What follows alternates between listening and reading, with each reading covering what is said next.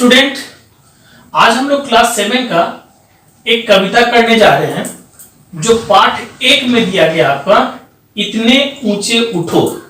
इसके कवि द्वारिका प्रसाद माहेश्वरी जी हैं।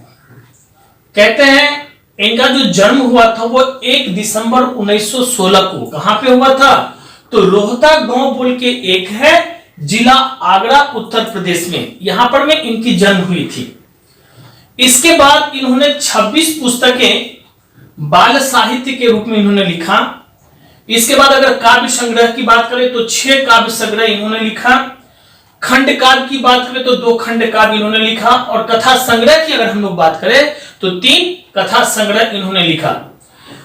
वैसे तो कविता इन्होंने बहुत सारे लिखे थे, बहुत सारे ऐसे बहुत मतलब बच्चों के लिए ही, बच्चों के ऊपर में ही लिखा गया था, जिसमें खास करके उन्होंने कैसे बच्चा जो आगे बढ़ेगा, किस तरह से उनका मनोबल और अच्छा होगा, ये सब सारी चीज के बारे में दिए थे।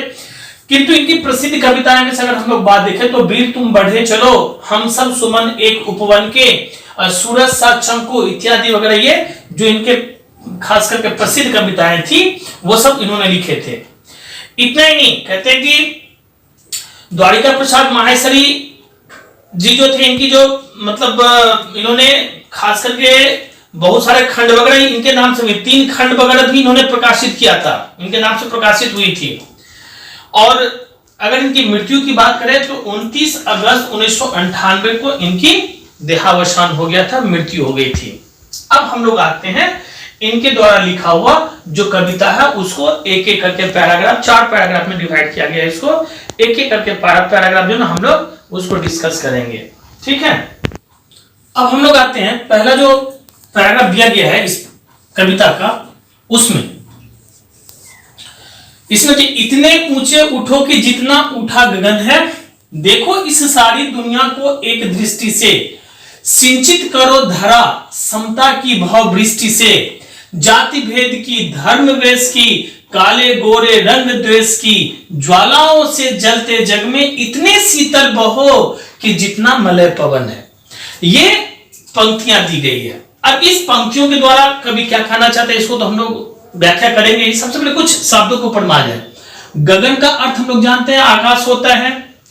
दूसरा इसमें आपका दृष्टि दिया हुआ है, दृष्टि का अर्थ होता है नजर।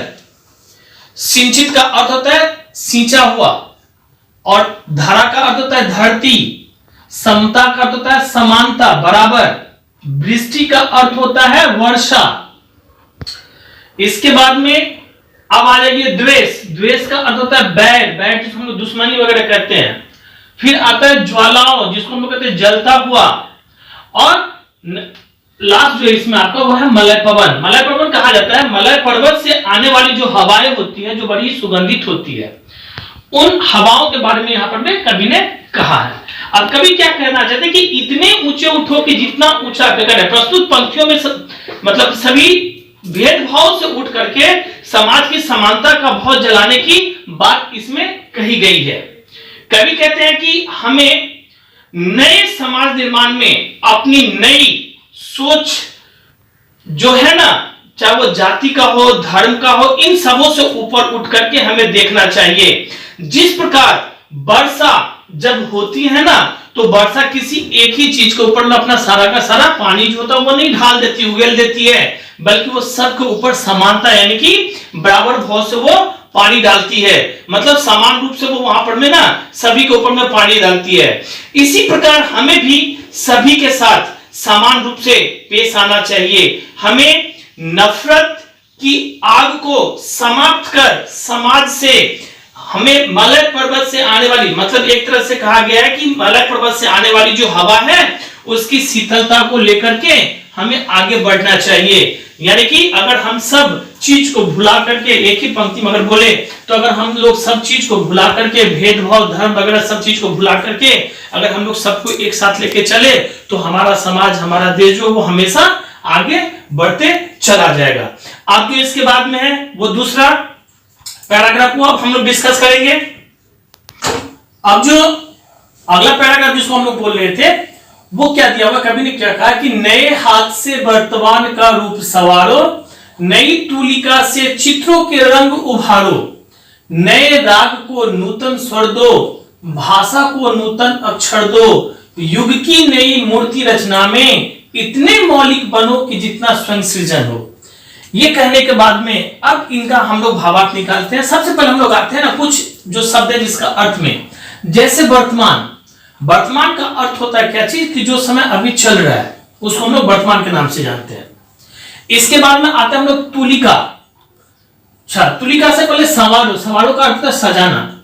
अच्छा, तुलिका। तुलिका अर्थ होता है कुची। कुची का अर्थ होता है ब्रश। हम लोग जानते हैं कि जब कोई भी चित्रकार वगैरह कोई पिक्चर वगैरह बनाता है, तस्वीरें वगैरह बनाते हैं, तो उसमें रंग भरते हैं। तो रंग भरने का काम वो लोग क्या करते हैं, उसी कुची से, कुचिका से करते हैं, मतलब उसी ब्रश से करते हैं। तो उसी ब्रश को यहाँ पर में तुलिका कहा गया, कुची को। से चित्र के रंग उभारो, चित्रों के रंग उभारो, नए राग को नूतन स्वर दो। अब इसमें से नूतन स्वर, स्वर का तो हम लोग ये राग, राग का अर्थ होता है सुरों का जो संयोजन होती है। इसके बाद में नूतन, नूतन का अर्थ होता है नया, नया। इसके बाद में हम लोग आते हैं मौलिक में। मौलिक का अर्थ होता है वास्तविक, और सृजन, सृजन का अर्थ होता है रचना। तो ये सारे शब्दों का हम लोगों ने अर्थ समझ लिया। अब अर्थ के बाद में हम लोग आते हैं इसके भावार्थ करने के लिए कि आखिर क्या था, क्या कहना चाहते इन पंक्तियों के द्वारा कवि, हमारे जो द्वारिका प्रसाद माहेश्वरी जी है। और एक चीज देखिएगा थोड़ा सा, इसमें मैंने यहाँ 21 अगस्त लिखा था, 21 नहीं बल्कि 29 अगस्त होगा, ठीक है। 1 दिसंबर 1916 में जन्म हुआ था, 29 अगस्त 1998 में, ठीक है, ओके। अब आ जाते हैं हम लोग इस पैराग्राफ में, इसमें सेकंड नंबर में। तो प्रस्तुत पंक्ति के द्वारा, पंक्तियों में कवि कहते हैं कि नए समाज के निर्माण में हमें आगे बढ़ करके अपनी कल्पनाओं को आकार दे करके उन्हें वास्तविक जीवन में लाने का प्रयत्न करना चाहिए। क्योंकि उदाहरण के रूप में भी इन्होंने कहा है कि जिस तरह से खास करके अगर हम लोग बात करते हैं ना, जो रचनात्मकार होता है, जो चित्रकार होता है, खास करके वो लोग क्या करते हैं, जो कलाकार होते हैं वो लोग क्या करते हैं, अपने ब्रश में, अपने चित्रों में ना, चित्रों में वो ब्रश से रंग भरते हैं, ठीक है। और जिस प्रकार हमें, उसी प्रकार हमें भी अपने समाज को नया रूप देने के लिए हमेशा सृजनात्मक जो रचना हम लोग करते हैं ना, उसी तरह से रचना को आगे बनाना होगा, बढ़ाना होगा। और सृजन को हमें अपने अंदर एक तरह से मौलिक यानी कि वास्तविक रूप दे करके फिर हमें उसको उसी तरह से सजाना होगा। तो इसके द्वारा कवि यही कहना चाहते हैं, ठीक है। अब हम लोग आते हैं थर्ड नंबर पैराग्राफ, ओके। अब हम लोग अगला वाला जो पैराग्राफ है उसमें आते हैं 3 नंबर वाला में। कहते हैं कवि ने क्या लिखा है कि लो अतीत से उतना ही जितना पोषक है, जीर्ण शीर्ण का मोह मृत्यु का ही द्योतक है, तोरो बंधन रुके न चिंतन, गति जीवन का सत्य चिरंतर, धारा के शाश्वत प्रवाह में इतने गति में बनो कि जितना परिवर्तन है। अब हम लोग एक एक करके सबसे पहले ना इसके शब्दों के अर्थ में आते हैं। सबसे पहले हम लोग आते हैं अतीत में। अतीत का अर्थ होता है बीता हुआ। इसके बाद में आते हैं हम लोग पोषक। ये पोषक का अर्थ होता है पोषण करने वाला। इसके बाद आते हैं हम लोग जीर्ण शीर्ण। जीर्ण शीर्ण का मतलब होता है फटा पुराना। और इसके बाद में द्योतक। द्योतक का अर्थ होता है प्रकट करने वाला। अब आते हैं हम लोग अगला जो शब्द है हमारे पास, वो है चिंतन। चिंतन का अर्थ होता है गहराई से सोचने का जो भाव होता है वो। फिर आते हैं हम लोग चिरंतन में। चिरंतन का अर्थ होता है सदा से तो चलते आ रहा है, आज से नहीं बल्कि बहुत दिनों से ही जो चलते आ रहा है। इसके बाद हम लोग आते हैं प्रवाह। प्रवाह का अर्थ होता है बहाव। और फिर अंत में है हम लोग का गतिमय। गतिमय का अर्थ होता है जिसमें गति हो। ये सारे के सारे शब्दों का अर्थ मैंने आपको बताया। अब हम लोग आते हैं इन पंक्तियों के द्वारा खास करके जो द्वारिका प्रसाद माहेश्वरी जी हैं वो क्या कहना चाहते हैं। वो कहते हैं कि लो अतीत से उतना ही जितना पोषक है। अतीत का अर्थ हम लोगों ने अभी अभी पढ़ा कि वो बीता हुआ समय जिसको हम लोग तरह से कहते हैं, समझ गए कि नहीं। तो इन पंक्तियों में खास करके कवि कहते हैं कि हमें अपने अतीत में हुई बुरी घटनाओं को छोड़कर केवल अच्छी बीते हुए बातों को ही लेना चाहिए, ग्रहण करना चाहिए। क्योंकि ये अच्छी जो यादें होती है ना, वो हमारे लिए एक तरह से आने वाले भविष्य का एक रास्ता बनता है। हम वैसे ही बनना चाहते हैं, इसलिए जो घटनाएं घट चुकी है अगर वह गलत है तो उससे हमें ज्यादा सीख लेने की उतनी जरूरत नहीं। जो अच्छाई वाली घटना है उसे जितना हो सके हम वहां से सीख ले सकते हैं, क्योंकि हमारे भविष्य में इसका ही निर्माण आता है, हम इसी से काम आगे बढ़ाते हैं। जबकि बुरी घटनाएं हमें क्या करती है, तो सदैव पीछे की ओर खींचती है, वो कभी भी आपको आगे नहीं बढ़ने देती, कभी भी आप भविष्य में ना आगे नहीं बढ़ सकते हो। इसलिए कहा जाता है कि हमें अतीत से भी अच्छाई को ही लेकर के आगे बढ़ना चाहिए। हाँ, ये भी बात है, बुरी घटना आप देखिए सुनिए, लेकिन उससे सीख लीजिए कि हमें ऐसा ना करना, ना कि उसको लेके बढ़ना है। आपको सीखना यह है कि हमें उस तरह से नहीं बनना है, नहीं करना है, बल्कि हम अच्छाई को लेकर के आगे बढ़ते चलेंगे। तो यहां पर मैं कभी फिर एक चीज और कहते हैं कि जिस तरह से परिवर्तन सदैव रहता है ना, उसी प्रकार हमें भी सभी बंधनों को तोड़कर हमेशा आगे बढ़ते रहना चाहिए, क्योंकि आगे बढ़ना ही मनुष्यों का जीवन होता है। जैसे जैसे हम आगे बढ़ते जाएंगे, हमारा परिवर्तन जैसे जैसे अच्छा होते जाएगा, हम भी खुद अच्छे होते चले जाएंगे।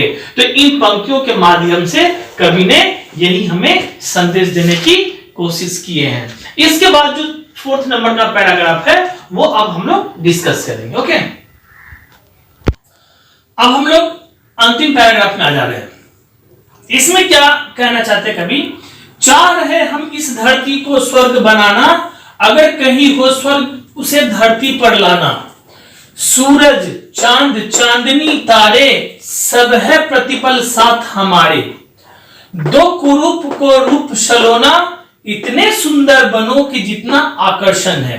अब कुछ शब्दों का अर्थ हम लोग भी समझ लेते हैं। यहां पर में धरती तो हम लोग जानते ही हैं, इसके बाद में स्वर्ग कहा जाता है। स्वर्ग का अर्थ क्या होता है, जहां पर में किसी भी चीज की कमी ना हो, न खाने की चिंता होती है वहां, न पहनने की चिंता, न रहने की चिंता, कुछ नहीं, सब चीज आपको वैसे ही मतलब मिलती है। तो इसलिए कहा जाता है कि वो स्वर्ग का मतलब इसी तरह से हम लोग लेते हैं। तो फिर सूरज चांद सभी के बारे में, चांदनी तो रोशनी जिसको हम लोग कहते हैं, तारे वगैरह भी जानते ही है। प्रतिपल, प्रतिपल का अर्थ समझना जरूरी है। प्रतिपल का अर्थ होता है हर क्षण, हर वक्त, जिसको हम लोग कहते हैं। और फिर कुरूप, कुरूप का अर्थ होता है बुरा रूप, जिसका रूप देखने में उतना सुंदर ना हो। इसके बाद में है आपका आकर्षण, आकर्षण को हम लोग आकर्षक भी कहते हैं। अब सलोना का एक तरह से न्यारा। तो ऐसे ऐसे शब्दों का अर्थ हम लोगों ने यहां पर में समझने की कोशिश किया। अब आते हैं हम लोग इस पंक्तियों के द्वारा, खास करके जो द्वारिका प्रसाद माहेश्वरी जी हैं वो क्या कहना चाह रहे हैं। ठीक है, तो कभी यहां पर भी यह कहते हैं कि यदि हम धरती को स्वर्ग की तरह बनाना चाहते हैं, अगर हम धरती को स्वर्ग की तरह बनाना चाहते हैं, तो हमें अच्छी कल्पनाओं को साकार जैसा रूप देते हुए, यानी कि सजीव जैसा रूप देते हुए, साकार करते हुए अच्छाइयों को लेकर के हमें आगे बढ़ना चाहिए। उनका कहने का अर्थ यही है कि अगर आप इस धरती को स्वर्ग बनाना चाहते हो ना, तो एक तरह से आप इसको ना साकार करते हुए, इस रूप को साकार करते हुए, फिर जो अच्छाइयां हैं उस अच्छाइयों को लेकर के आप आगे बढ़ने की कोशिश करो, तो जरूर देखोगे कि आपकी जो धरती है, हमारी जो धरती है, वो स्वर्ग की तरह देखने लगेगी, बनने लगेगा। इसके बाद में इतना ही नहीं, बल्कि वो और भी इसमें जोड़ना चाहते हैं। क्या कहना चाहते हैं कि हमें अपने समाज को, जो समाज का जो भी बुराई वगैरह है ना, उससे ऊपर उठ करके एक खूबसूरत समाज की हमें रचना करने की जरूरत है। कभी कभी होता है कि हम लोग अपने आपस की बुराइयों को लेकर के ही आपस में झगड़े वगैरह करने लगते हैं, और हम लोग कभी आगे बढ़ ही नहीं पाते हैं। किसी और की बुराई लेकर के किसी और को कुछ कह देना, आपस में झगड़े वगैरह होना, इससे क्या होता है, तो हम लोग कभी आगे नहीं, समाज के भी आगे नहीं बढ़ पाता है। और जब समाज ही आगे नहीं बढ़ पाएगा तो आपका देश क्या होगा, आपका राज्य क्या आगे से बढ़ेगा। तो ये सब सारी बातों को आपको ध्यान में रख करके करना है। अगर आपको समाज को खूबसूरत बनाना है तो इस तरह से करना है।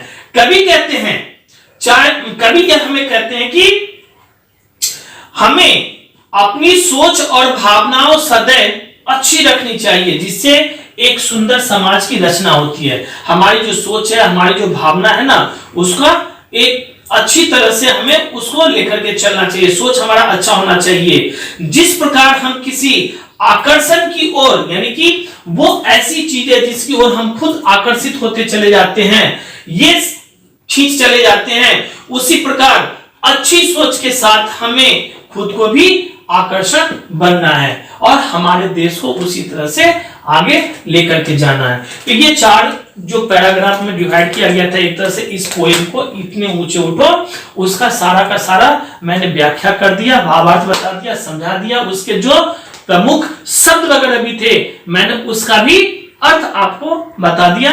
बस आपको करना क्या है, समझते हुए इसको अपने नोटबुक में लिखनी है और याद करना है, क्योंकि बहुत जल्दी आपका यूनिट टेस्ट आने वाला है, उसमें ये सब सारी चीजें वगैरह दी जाएगी। हाँ, जहां तक रिलेटेड क्वेश्चन है कोशिश करेंगे हम उसको भी आपके दूसरे वीडियो में इस चीज को देने का। ओके।